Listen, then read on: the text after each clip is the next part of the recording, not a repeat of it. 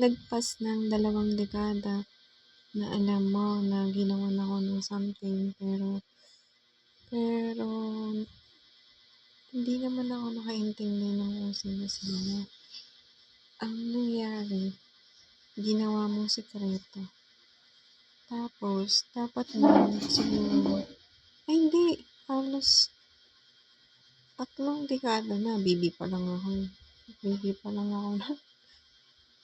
ko baby pa lang ako nung nag-start pa lang yun nung pinanganak ako.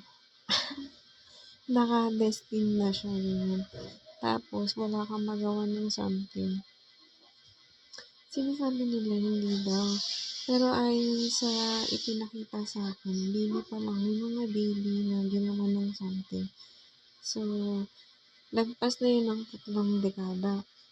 So, ang main reason nun, na inuulit siya kada ilang taon or kada binabalik-balikan kasi ginawa mo silang mangmang or syempre wala silang pinag-aralan, wala silang idea about doon kung ano man yung ginagawa mo.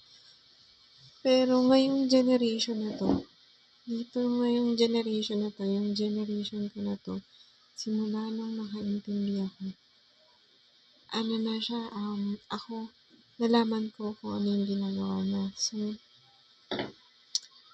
hindi late sa kaalaman mo na knowledgeable ako about sa kung saan-saan. So, bakit hindi mo ako papaniwalaan na magsabi ako sa iyo? Tapos, ang ginawa niya, pinagmumukha niya akong tanga. Well, in fact, siya yung walang alam.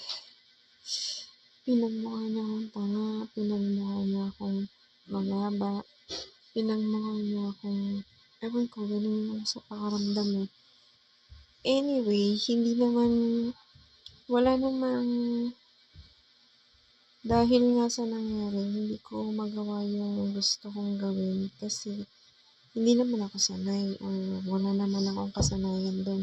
Hindi rin ako expert doon. Natuto lang ako tapos